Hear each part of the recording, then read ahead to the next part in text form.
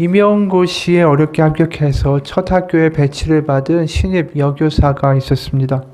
어느 날 늦게까지 이제 그 첫 학교에서 업무를 마치고 이제 혼자 나와서 학교 정문에서 빠져나가고 있을 때 검은색 승용차가 앞에 와서 딱 멈추는 거예요. 이 선생님 같은 방향이면 같이 타고 가시죠. 교장 선생님의 차였어요. 이 여교사가 처음에는 거절했지만 이 선생님, 교장 선생님이 계속해서 권하니까 결국 차를 타게 됐습니다.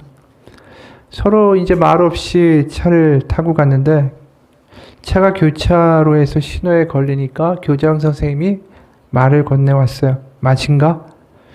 이 당황한 여교사는 무슨 말인지 몰라서 답을 할 수가 없었대요. 근데 이제 또 운전하고 가다가 신호에 또 걸리니까 교장 선생님이 또 말을 건네왔어요. 맞은가? 여교사는 이번에는 대답하지 않으면 안 될 것 같고 또 예의가 아닌 것 같아서 조용히 대답했대요. Z. 맞은가 Z. 그러자 교장 선생님이 이렇게 다시 물었어요. 그럼 막내인가? 네. 어이가 없죠. 말이라는 게 소리만 낸다고 해서 의사소통이 되는 게 결코 아니라는 거죠. 서로의 코드가 맞아야지 의사소통이 가능한 거 아니겠어요? 근데 이런 의사소통이 불통되는 문제가 사람들 사이에서만 나타나는 게 아니라는 것입니다. 우리 신앙에서도 나타나죠. 하나님과 우리가 뭔가 코드가 안 맞아요. 우리는 하나님을 우리의 생각대로 상상하고 우리의 생각을 가지고 말씀을 읽고 기대하고 또 내가 원하는 하나님이 되어주시기를 바랄 때가 많죠.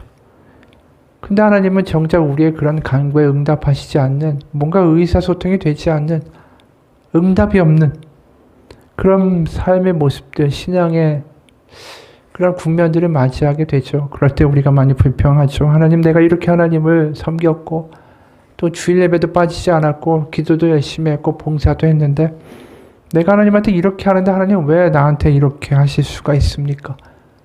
우리가 이런 고백이나 이런 탄식을 할 때가 있다라는 것입니다.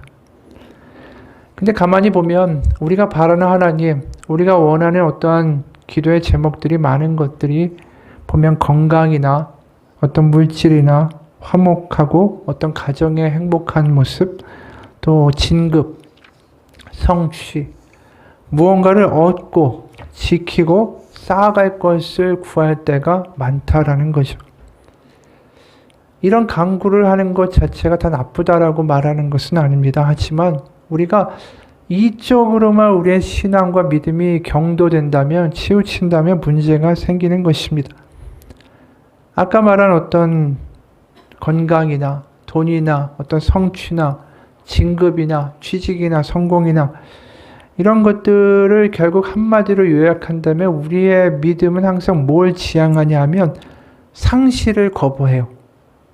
그러니까 어떻게든 더 나아지고 더 가지고 좋아지고 지키길 원할 뿐이지 우리는 우리의 삶에서 무언가를 잃어버리는 것에 대해서 굉장히 민감하다라는 거예요. 그래서 내가 건강이 좀 나빠지면 그거 하나님 왜 내가 기도하는데 안 고쳐주냐고 그거에 대해서 이야기하고, 우리가 취직이 안 되면 내 경제적인 상황이 어려우니까 왜 내가 이렇게 어렵게 살아야 되느냐고 또 하나님께 항변하기도 하고, 뭔가 우리의 삶에서 지키고자 하는, 최소한 지키고 아니면 더 얻고자 하는 욕구들이 누구에게나 인간적으로 본능으로 있는 것이죠. 우리가 삶에서 가장 두려워하는 게 뭘까 생각해보면 불안한 거예요. 삶이 불안정해지는 거죠. 뭔가 잃어버리는 거예요. 뭔가 건강을 잃거나 사랑하는 사람을 잃거나 뭔가 재산을 잃거나 직업을 잃거나 뭔가 잃어버리는 것에 대한 두려움이 너무 많아요, 우리 가운데.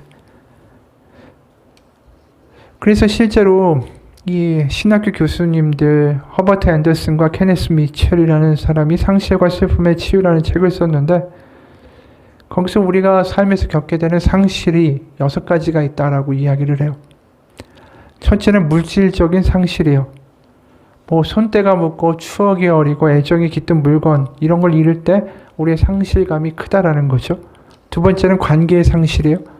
인간은 관계 없이 살 수가 없죠. 그런데 죽음이나 병이나 이민이나 이혼이나 버림받거나 실현하거나 이런 관계를 잃어버리게 되면 그 상실감이 꽤 크다라는 거예요.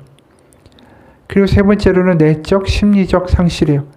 내가 기대했던 꿈과 어떤 바람이 무너졌을 때 사람들은 거기서의 어떤 활력과 기쁨과 욕구, 일할 어떤 의욕 같은 것들을 다 잃어버리게 된다는 거죠. 네 번째는 기능적 상실이래요. 노화하거나 질병이 들거나 사고가 나면 몸이 다치게 되고 그러면서 뭔가 기능이 떨어지게 되고 그러면서 이제 우울해지는 일이 벌어진다는 거죠. 다섯째는 역할의 상실입니다. 수십 년 동안 다니던 직장에서 명퇴하거나 갑자기 실직하게 되고 일을 놓게 됐을 때 거기서 우울하고 수치감도 느끼고 두려움, 무력감에 빠지게 된다는 것입니다. 여섯째는 기존 체제의 상실이래요. 부모나 자녀가 원래 있던 이 기존 가정의 체제에서 이제 떠나서 먼 데로 가거나 공동체에서 중요하고 소중하게 여겼던 사람들이 이제 떠나가게 되면 그 공동체가 뭔가 무너지는 듯한 느낌을 받게 될 때 그런 상실감이 느낀다라는 거예요. 이 종류는 많지만 요약하면 하나입니다. 우리의 삶에서 상실의 시간이 올 때 우리가 참 힘들다라는 거예요, 결론은. 그러다 보니까 어떻게든 그 상실의 시간을 피하고 싶어 하는 게 인간의 가장 큰 본능이다라는 거죠. 실제로 어린 아들을 잃은 어느 엄마의 글이에요. 좋은 곳에 갔으니 아픔이 없는 곳에 갔으니 이제 그만 슬퍼하라. 잊어버리라고 사람들이 말한다.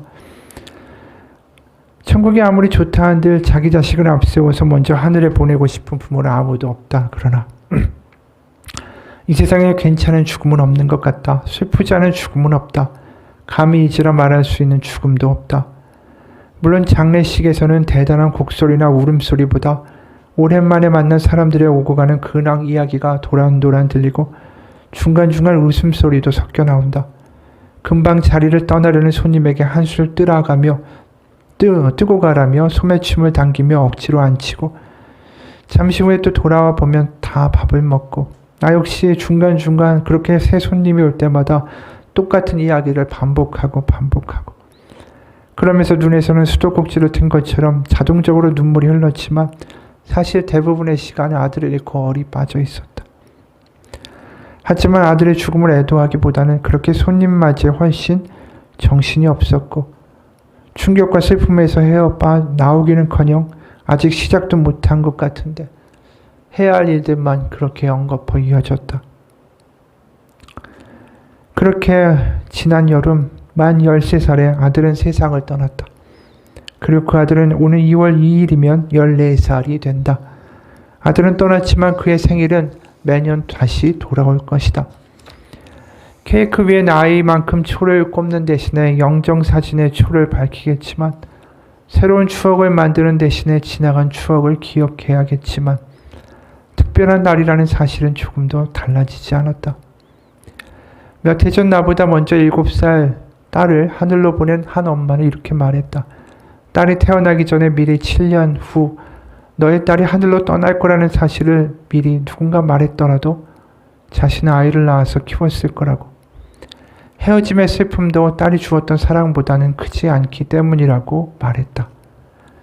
14살 생일에도 여전히 13살인 아들의 이렇게 생일을 맞이하며 나 자신에게도 똑같은 질문을 해보지만 내 대답 역시 한치 망설임도 없다.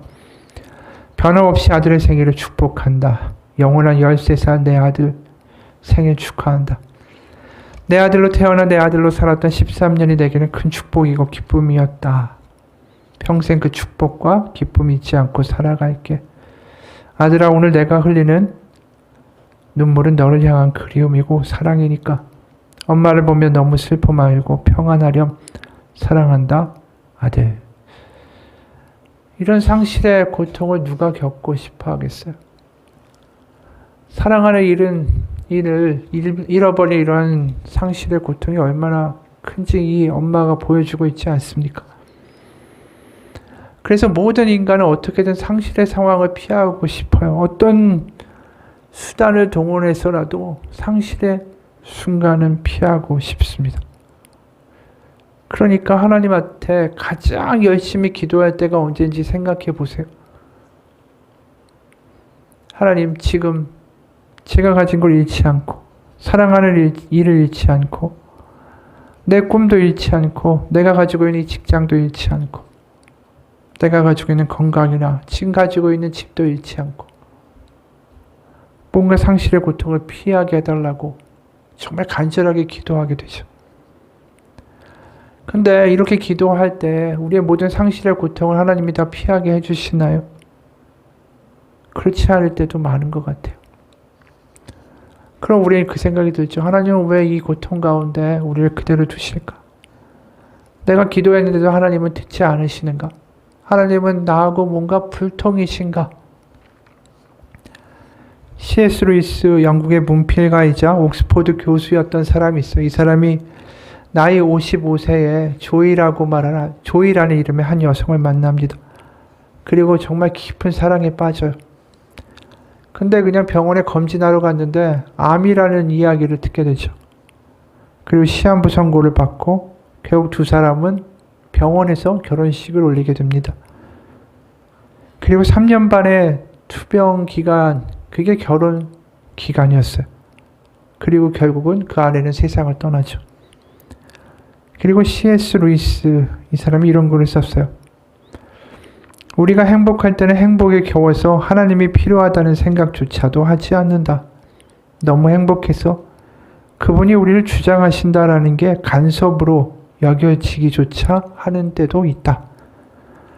그러나 정작 어렵고 병 가운데 처해서 어떤 도움이라도 절박해서 하나님께 다가설 때 우리는 무엇을 얻는가? 하나님은 어디 계시는가? 왜 그분을 우리가 번성할 때는 그렇게 살아계신 것 같다가 환난의 때는 이토록 도움을 주시는데 인색한 것인가? C.S. 루이스라는 사람이 정말 신앙에 아주 깊은 신앙의 책들을 많이 쓴 사람이에요. 그런데도 이 사람도 자기의 아내를 55세에 만난 그 아내를 잃을 때 이런 딜레마에 빠지고 만다라는 거죠. 하나님은 왜 이런 상실의 고통 가운데 우리를 그대로 두시고 침묵하실까? 우리가 도대체 무엇을 깨닫기를 원하실까? 무엇을 우리에게 바라시는가? 오늘 본문에서 한번 그에 대한 답을 한번 찾아보고자 합니다. 오늘 장면은 예수님이 세례 요한에게 세례를 받으시고 광야에서 금식하시면서 이제 마귀에게 시험을 당하시는 장면이에요. 마귀의 첫 번째 유혹은 뭐냐 하면 네가 하나님의 아들이니까 명하여 이 돌들로 떡덩이가 되게 하라는 것입니다. 두 번째는 마귀가 예수님을 성전 꼭대기에 세우고 이렇게 말하죠. 네가 하나님의 아들이니까 여기서 뛰어내려 하나님의 천사들이 너를 받쳐줄 거야. 세 번째 유혹은 높은 산에 데리고 가서 나한테 경배하면 이 모든 천하 만국의 이 권세를 너에게 주겠다라고 말합니다. 사실 지금 이 유혹과 예수님께 던지는 질문들의 항목들은 굉장히 유혹적이에요. 우리가 보기에도.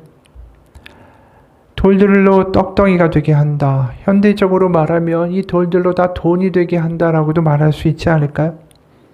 이거 좋은 거잖아요. 어려운 삶 가운데 이 돈이 이렇게 많이 쏟아진다면 좋은 거 아니겠어요? 예수님이 그렇게 우리가 하나님 믿을 때 우리의 삶 가운데 어려울 때 돈이 뭔가 이렇게 확확 쏟아지는 일들을 벌여주시면 우리 얼마나 좋겠어요. 기도하니까 로또에 당첨됐다. 이런 간증할 수 있으면 얼마나 좋겠어요. 그리고 두 번째, 높은 데서 뛰어내려도 하나님이 지켜주셔서 너 몸에 상처 하나 입지 않을 거야. 이 말도 얼마나 좋은 말이에요. 유혹적이죠. 우리가 아플 때마다 예수님의 이름으로 기도한다. 나으라. 이럴 때 하나님이 다 고쳐주시기만 하면 얼마나 좋겠어요. 이런 일이 벌어지면 우리가 예수님, 하나님 믿을 맛이 나지 않겠어요? 정말? 우리가 기도만 할 때마다 우리의 어떤 상실의 순간 가운데 그것을 다 극복할 수 있고 다 막아주시고 다 채워주시고 고쳐주신다면 얼마나 좋겠어요. 그게 복이라고 우리가 생각하는 거 아니에요? 그런데 마지막으로 또 천하만국의 권세를 주겠다. 세상에 아쉬운 소리 안 하고 남 눈치 안 보고 떵떵거리면서 살 수 있게 해주겠다. 이거 우리가 좋아하는 거잖아요.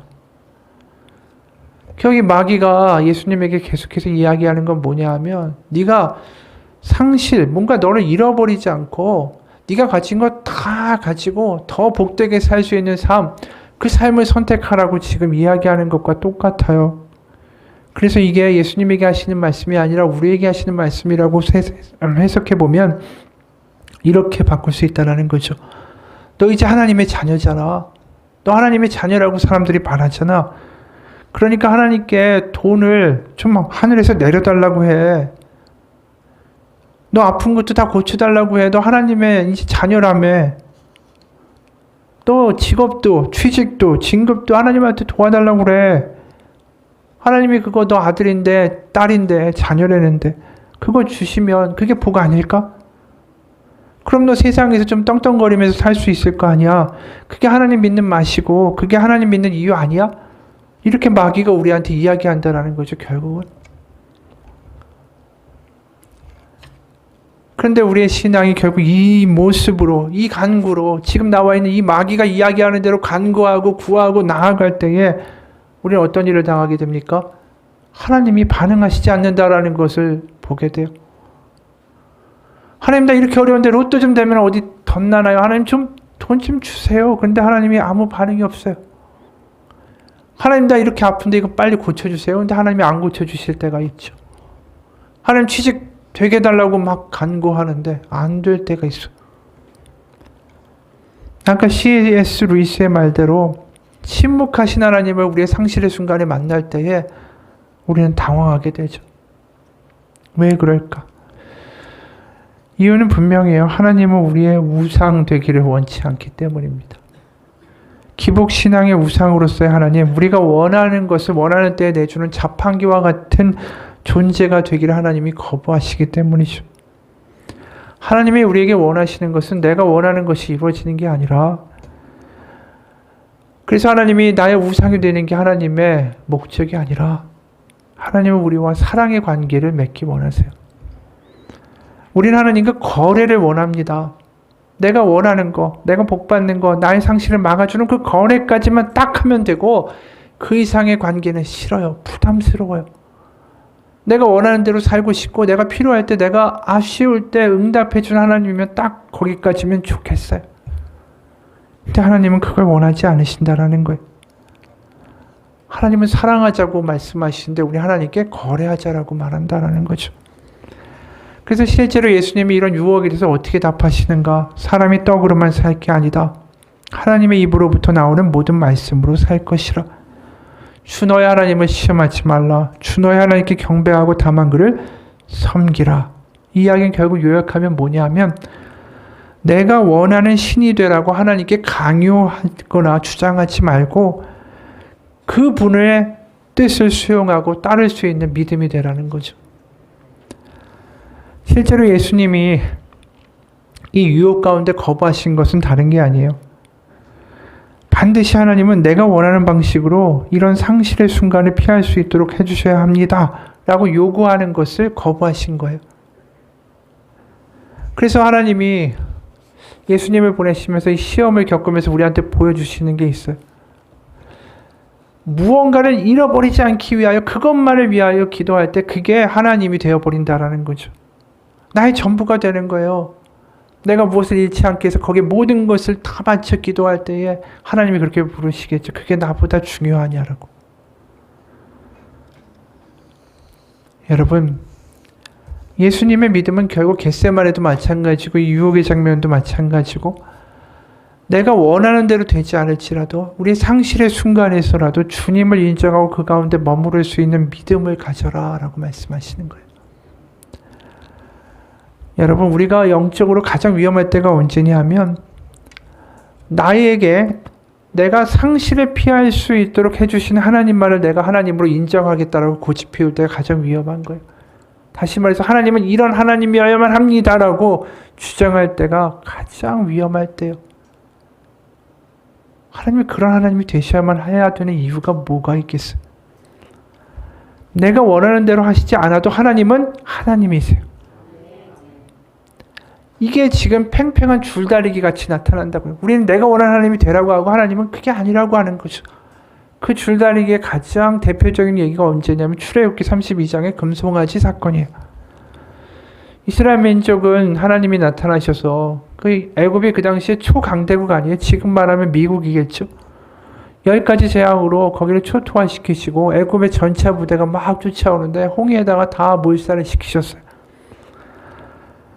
그러니까 이스라엘 민족이 무슨 기대를 가졌겠어요? 이제 자신들의 삶은 위협도 없고 상실의 걱정도 없는 이제 행복의 나날이 펼쳐질 것이다. 왜냐하면 초대 강국인 이 강대국인 애굽을 초토화시킨 저 여호와 하나님이 바로 우리 하나님이기 때문이다. 근데 광야에 가보니까 이게 아닌 거예요. 자신들이 가진 것을 잃어버리게 생긴 거죠. 이 뭔가 물이 있어요. 마실 게 있어요. 하나님 믿고 내가 원하는 대로 시나리오가 써지는 게 아니라 내가 원하는 하나님의 모습으로 반응하는 게 아니라 이게 엉뚱한 방향으로 가는 거예요. 내가 가진 것마저 지금 위협당하고 나의 목숨까지도 위험한 상황으로 가게 되니까 이게 도대체 광야를 얼마쯤 지나야 가나안이라는 약속의 땅까지 갈 수 있을지 그것도 막연한 거예요. 그런 상황에 모세가 딱 시내산에 가고 40일 동안 보이지 않아요. 그러니까 이들이 우상을 만들죠. 어떻게 만드냐면 애굽에서 보았던 신의 모습, 아피스라고 불리우는 황소의 신의 모습을 딱 만들고 그걸 경배하기 시작하는데 거기서 굉장히 유익 있게 볼 대목이 있어요. 출애굽기 32장 4절과 5절이에요. 아론이 그들의 손에서 금고리를 받아 부어서 조각칼로 새겨 송아지 형상을 만드니 그들이 말하되 이스라엘아 이는 너희를 애굽 땅에서 인도하여 낸 너희의 신이로다 하는지라. 아론이 보고 그 앞에 제단을 쌓고 이에 아론이 공포하여 이르되 내일은 여호와의 절일이니라 하니. 이 금송아지는 뭐라고 불렀다고요? 여호와라고 불렀다라는 거예요. 충격이죠. 왜 그랬을까? 자신의 뜻대로 움직여줄 여호와 그게 필요한 거예요. 이들에겐. 자신이 원하는 시나리오대로 만들어주고 복주고 자신들에게 지켜줄 수 있는 신이 필요한 거지 자신의 뜻대로 움직이는 여호와라는 신은 싫은 거예요. 그러니까 우상을 만들어 놓고 자신들이 뭘 바치면 그거의 대가로 자신들의 소원을 들어주는 신의 모습으로 여호와를 만들어 버린 거죠. 그게 아니라면 자신들은 차라리 애굽으로 돌아가는 게 낫다라고 주장했던 게 바로 출애굽의 이 얘기예요. 우리도 마찬가지예요. 나에게 필요한 건 내가 원하는 대로 나에게 복을 주고 내가 상실에 대한 두려움이 있을 때 그걸 막아줄 수 있는 신이 필요한 거지 그렇지 않으면 교회에 나올 필요가 뭐가 있냐라고 말하는 것 그게 이스라엘 민족이 말하는 것과 똑같다라는 거죠.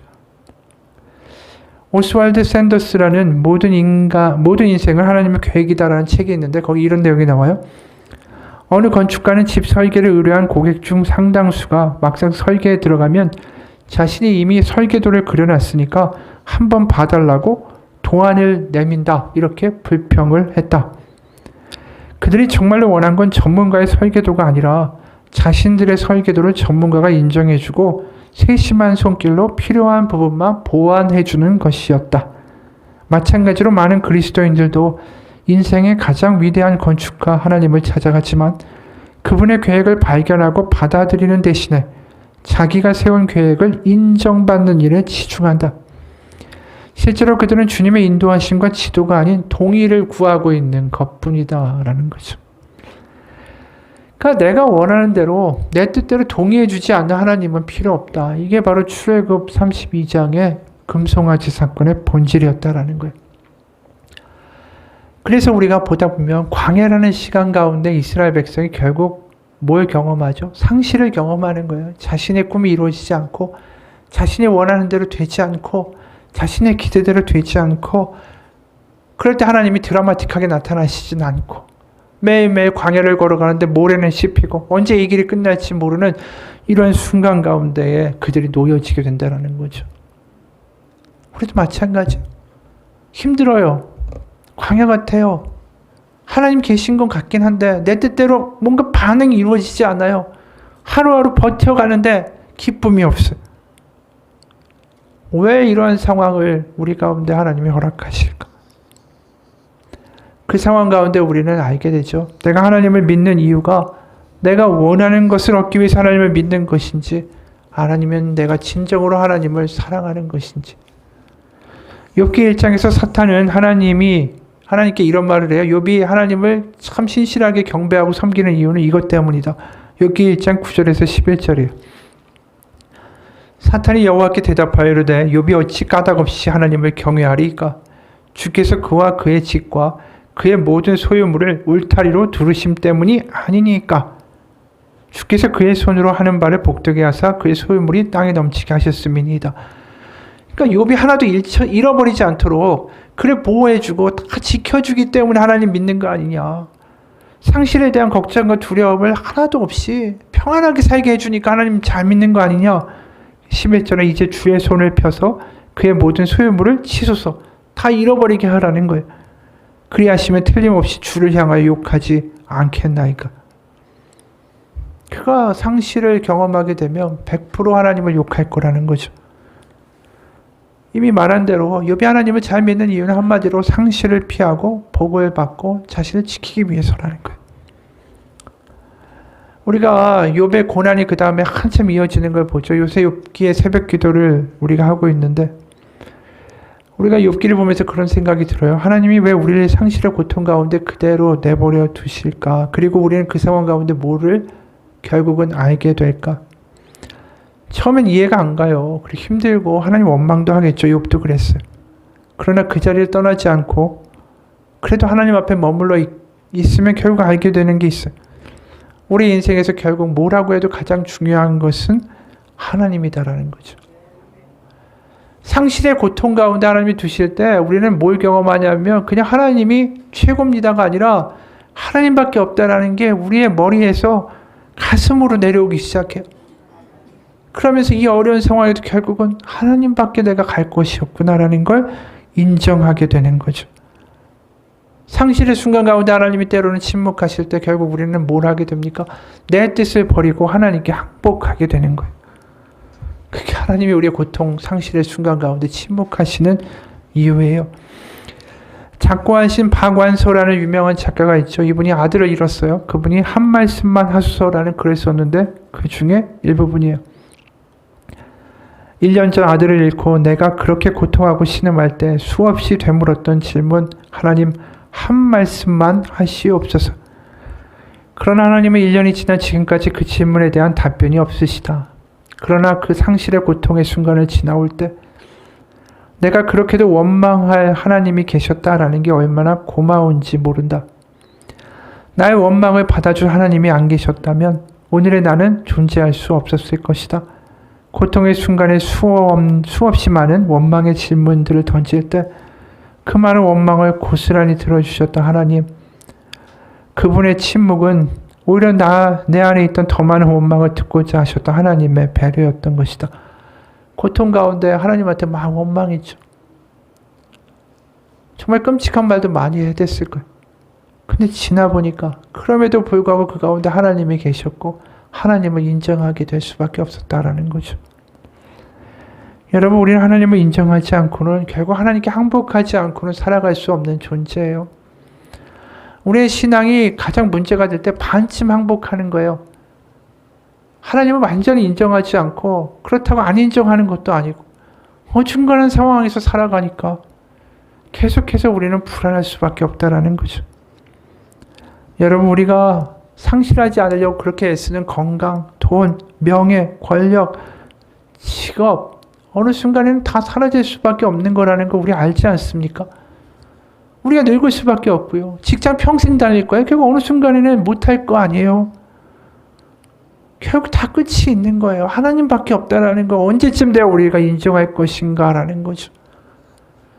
어떻게든 상실의 순간에 우리는 멀리 두려고 애쓰지만 결국은 그 순간에 우리가 맞이할 수밖에 없다라는 거죠. 어떻게든 건강하려고 애쓰지만 꼭 피해갈 수 있겠어요? 나이 80대고 90대고 결국 아플 거 아니에요. 그 가운데 우리는 결국 하나님밖에 없다라는 거 알 수밖에 없다라는 거죠. 누가 이런 글을 썼어요. 우리가 조금이라도 자유해질 수 있기 위해서 우리는 부자가 되려고 합니다. 부자가 되는 게 가난한 자가 느끼는 상실감보다는 낫다고 여기니까요. 그것은 그런데 진통제가 병을 치유하지 못한다라는 건 알지만 그래도 매일마다 진통제를 먹는 사람과 똑같습니다. 우리에게 하나님이란 궁극적인 치료제가 있는데도 여전히 우리는 진통제만을 의존하는 비극적인 삶을 살아가고 있습니다. 여러분, 우리의 상실의 순간이 남들보다 조금 더 먼저 왔다고 해도 그 가운데 우리는 고백할 수 있기 원합니다. 하나님밖에 없다라고. 어느 선교사님의 글이에요. 뉴스에서만 보던 상황이 우리에게 일어났다. 에티오피아 내전 양상이 점점 심각해져서 급기야 반군이 수도를 함락시킬지 모르는 일촉즉발의 상황으로 번져갔다. 매일 쏟아지는 자극적인 소문과 초조한 연락이 하루하루를 넘치게 채워갔다.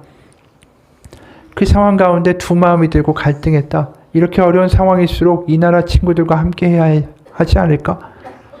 그런데 아이들에게 위험한 상황이 닥치면 어떻게 할까? 부모님과 지인들도 많이 걱정하는데 그렇게 갈피를 못잡고 갈팡질팡하는 와중에 반군 세력이 수도에서 가장 가까운 도시를 점령하기에 이르렀고 결국 대사관에서 교민들의 공식 철수 권고가 내려왔다. 그런 현실이 피부로 와닿은 건 막상 짐을 싸면서부터였다. 얼마나 떠나 있을지, 과연 돌아올 수는 있는 것인지, 어디로 갈지조차 막연한 상황에서 짐을 싸기가 이토록 어렵다라는 걸 처음 알았다. 무엇을 가져갈 것인가? 이 질문은 에티오피아를 떠나 있는 시간뿐 아니라 내 삶을 다시 돌아보게 했다. 나는 무엇을 소중하게 여기는가? 반드시 내가 가져가야 할 만큼 소중한가? 그럼에도 불구하고 가져갈 수 없는 건 뭘까? 그 질문들의 연속 가운데 난 깨달았다. 내가 가치를 둔 것들은 죄다 가져갈 수가 없는 것들이구나. 맨손으로 이 땅을 떠나야 한다면 주님께 가져갈 수 있는 게 가장 소중한 것이겠구나. 머리로 알던 게 가슴으로 떨어지는 순간이었다. 영원한 것을 위해 영원하지 않은 것을 버리는 건 지혜로운 것이다 라는 걸. 그렇죠. 상실의 순간이 돼봐야 정말 뭐가 답인지를 알게 되는 순간이 온다라는 거예요. 우리가 아둔하기 때문에. 누가복음 12장에도 이런 이야기가 나오죠. 부자가 등장해요. 그 부자가 한번 읽어볼까요? 16절에서 21절이에요. 또 비유로 그들에게 말씀하여 이르시되 한 부자가 그 밭에 소출이 풍성함에 심중에 생각하여 이르되 내가 곡식 쌓아둘 곳이 없으니 어찌할까 하고 또 이르되 내가 이렇게 하리라 내 곡간을 헐고 더 크게 짓고 내 모든 곡식과 물건을 거기 쌓아 두리라. 또 내가 내 영혼에게 이르되 영혼아 여러 해 쓸 물건을 많이 쌓아 두었으니 평안히 쉬고 먹고 마시고 즐거워하자 하리라 하되 하나님은 이르시되 어리석은 자여 오늘 밤에 네 영혼을 도로 찾으리니 그리하면 네 준비한 것이 누구의 것이 되겠느냐 하셨으니 자기를 위하여 재물을 쌓아두고 하나님께 대하여 부요하지 못한 자가 이와 같으니라. 그가 곡식을 쌓아두고 이제 모든 것에 대해서 안정된 삶을 꿈꾸죠. 우리가 은행에다가 한 10억 쌓아두고 야, 내 영혼아 이제 은퇴까지 편안하게 먹고 즐기고 살자 이렇게 중얼거리는 거랑 똑같다라는 거죠. 근데 어느 날 갑자기 암에 걸렸대요. 그럼 그 재산은 누구 것이 되겠는가? 이 이야기하고 똑같은 이야기 아니에요. 그래서 21절에 이런 말씀하시는 거 있잖아요. 이 부자가 하나님께 대하여는 정작 너무 가난한 자였다라는 거죠. 하나님이 나의 인생에 결국 궁극적인 답이다라는 것에 대해서 너무 모른 채로 죽었다라는 거예요. 하나님과의 관계가 하나도 없었다라는 거예요.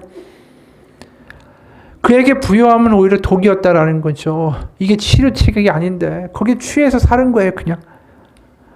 여러분, 하나님이 우리 가운데 상실을 주시고 때로 침묵한다고 하실 때 그때 하나님 우리에게 가장 주실 게 있어요. 우리의 마음 가운데. 내 인생에 하나님밖에는 결국 답이 없습니다. 이거 우리 가운데 깊이 새겨주시는 거예요. 하나님은 내 부요함과 내 건강과 내 성공과 내가 잘되고 내가 보기엔 너무 좋은 것들을 이루어주는데 하나님은 그렇게 관심이 없으시다라는 게 충격적이지 않아요? 하나님 내가 관심 있는 것을 해주는 하나님이 되라고 우기는데 하나님은 그게 아니라 내 마음속에 너 인생의 진정한 답은 나밖에 없다라는 것을 알려주고 싶어 하시는 게 하나님의 가장 큰 관심이라면 이래서 의사소통이 안 되는 거예요, 하나님하고. 우리가 가장 오해하는 단어가 영생이라는 단어도 마찬가지예요. 많은 사람들이 영생은 우리가 죽으면 천국 가는 거. 그래서 어떤 분들은 이래요. 천국과 지옥 하나님 정말 모르겠지만 정말 죽었을 때 막상 천국이 있고 지옥이 있으면 큰일 나니까 나는 보험 드는 셈 치고 교회에 나옵니다. 그럼 교회 나오는 이유가 뭘까요? 천국 가는 티켓을 구매하기 위해서 오는 거죠. 세상에서 누릴 것 다 누리고 죽어서 자기가 당혹스럽지 않기 위하여 그것을 피하기 위하여 교회 나온다라고 이야기해요. 그런데 그런 구절을 또 뒷받침해 주는 게 요한복음 사람들이 오해하는 게 3장 16절이에요. 하나님이 세상을 이처럼 사랑하사 독생자를 주셨으니 이는 그를 믿는 자마다 멸망하지 않고 영생을 얻게 하려 하심이라. 사람들이 여기서 영생을 얻는다. 그러니까 돈도 얻고 하나님 믿으면 건강도 얻고 복도 받고 천국의 입장권도 얻는 거야. 이러니까 3장 16절이 복음인 거야. 이렇게 이야기를 해요. 근데 영생이 천국 가는 입장권일까? 요한복음 17장 3절 보면 영생은 천국이 아니라고 말해요. 요한복음 17장 3절 영생은 곧 유일하신 참 하나님과 그가 보내신 자 예수 그리스도를 아는 것이다. 하나님의 아들 예수님이 오는 건 우리 가운데 건강도 주고 복도 주고 물질도 주고 취직도 주고 건강도 주고 영생도 주고자 하는 게 아니라 하나님과의 깊은 관계를 얻게 하려 하심이니라. 바로 하나님밖에 없다라는 그 사실을 우리 가운데 새겨주기 원하신다라는 거죠. 내가 원하는 것을 이루어주는 하나님이 아니라 할지라도 그 순간에 하나님밖에 없습니다라는 고백이 우리 가운데 이루어진다면 하나님은 우리를 가장 선한 길로 인도하여 주실 거예요. 하나님밖에 없다고 부르짖는 그 자녀를 하나님이 어떻게 멸시하고 먹을 것을 주지 않고 세상 가운데 밟혀서 살 수 있도록 하나님 그냥 놔두시겠어요? 뭐가 먼저가 돼야 될까요? 내가 원하는 하나님이 되어야만 한다가 아니라 하나님밖에 없다는 고백이 될 때에 하나님은 그 자녀를 돌보실 수밖에 없다라는 것이죠. 그래서 때로는 상실감 속에 우리 하나님을 때로는 원망하기도 하지만 결국 그 상실을 이기는 길은 하나밖에 없어요. 하나님밖에 없습니다. 그 고백이죠. 아브라함도 마찬가지 아니에요. 오늘 아들을 잃은 분들의 또 아내를 잃은 분의 이야기를 했지만 아브라함도 아들을 잃을 뻔했잖아요. 100세에 낳은 아들 아니에요. 눈에 넣어도 아프지 않고 차라리 이 아들을 죽일 바에 내가 죽는 게 낫지. 그런데 그 아들을 죽이겠다라고 칼을 들죠. 만약 이 아들 죽이면 어떻겠어요? 이 아버지가 100세에 낳은 유일한 아들을 죽이고 하루하루 살아가는 게 지옥이죠. 밥을 먹어도 그 아이들이 보일 거 아니에요. 눈을 감아도 그 아들이 보이고 하루하루 눈물이고 살아도 사는 게 아닌데 그런 끔찍한 상실의 고통을 그것도 하나님 만드는 게 아니라 네 손으로 네 아들을 죽이라고 이야기할 때 우리가 그런 하나님이 이해가 갑니까? 아브라함이 하나님 왜 이렇게 잔인합니까? 하나님 어떻게 이럴 수 있습니까?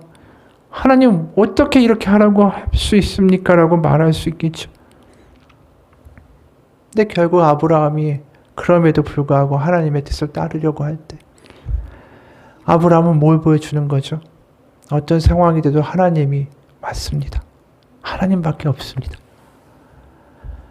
결국 아들을 죽이라는 걸 멈추시죠. 아들을 죽이는 게 하나님의 목적이 아니에요. 상실을 경험케 하는 게 하나님의 목적이 아니에요. 고통을 주는 것 자체가 하나님의 목적이 아니라는 거죠. 하나님의 목적은 뭐라고요? 우리의 심령 가운데에 하나님밖에 없다라는 분명한 고백이 새겨지도록 만드시는 거예요. 그게 하나님의 유일한 목적인 거예요. 그래서 오늘 예수님이 이런 이야기 하시는 거죠. 사람이 떡으로 살 게 아니야. 하나님의 입으로 나오는 말씀으로 살 것이다. 하나님 시험하지 말고 하나님만 섬겨. 결국 하나님밖에 없다. 그걸 고백하는 게 하나님 우리에게 원하시는 길이고 그것이 우리의 삶의 상실의 고통 가운데 헤어나오는 유일한 길이다라는 것이죠. 여러분, 우리에게 하나님밖에 없어요. 우리가 상실과 고통의 순간 가운데 하나님밖에 없다라는 것을 우리가 고백해야 되고 때로는 그 고백 가운데 우리가 정말 너무 힘들다라고 여길 때에 그 고통의 한복판에 우리 혼자 있는 게 아니에요. 하나님은 바로 그 고통의 한복판에 누굴 보내셨습니까? 그분의 아들 예수 그리스도를 보내셨죠. 예수님이 이 땅에 오시는 순간 고통을 겪어야 돼요. 상실의 아픔을 감당해야 돼요. 제자들을 잃어버리는 배신의 상실의 아픔, 육신의 생명을 잃는 그 고통, 그 모든 아픔들을 다 경험해야만 하는 인간의 몸으로 이 땅에 오셨어요. 그 유일한 이유, 왜 그러셨을까? 바로 우리와의 진짜 관계를 만들고 싶어서. 하나님과 자식이라는, 아들이라는, 딸이라는 그 관계를 우리 가운데 맺어주고 싶어서 우리의 삶의 그 어려운 고통 가운데 예수님을 그대로 내려보내셨어요. 그리고 이제 나를 보고 나를 믿으라는 거죠. 그냥 저 멀리 우리의 고통 가운데 날 믿어, 날 바라봐가 아니에요. 이제 우리의 삶의 바닥 가운데까지 하나님의 아들이 오셔서 이제 예수님 우리의 손을 잡으시고 뭐라고 말씀하시냐면 하나님을 바라보자고. 하나님밖에 없다고. 그걸 우리 가운데 직접 알려주시고 깨닫게 하시는 바로 예수님, 또 그분의 영 성령이 우리 가운데 있으신 거 아니에요. 여러분, 아이가 아이폰 사주는 게 부모라고. 부모면 아이폰 사줘야지. 아이폰도 사주지 않고 애들 다 가졌는데 나만 안 사주는 부모는 부모가 아니라고 말하면 그게 맞는 이야기겠어요. 우리가 그러고 있지 좀 말자고요. 하나님 앞에 정말 하나님이 살아계시고 예수님이 우리 가운데에 손잡고 이제 하나님 다시 바라보자. 내가 너의 손을 잡고 광야에서 이제 가나안으로 갈 거야. 그 삶의 복음을 경험하며 살아갈 수 있는 믿음이 되기를 원합니다. 앞서 말한 아들을 잃은 그 엄마의 글을 마지막으로 마치겠습니다. 아들을 잃고 한 순간에 나는 주위로부터 위로를 받는 딱한 사람, 슬픔의 주인공이 됐다.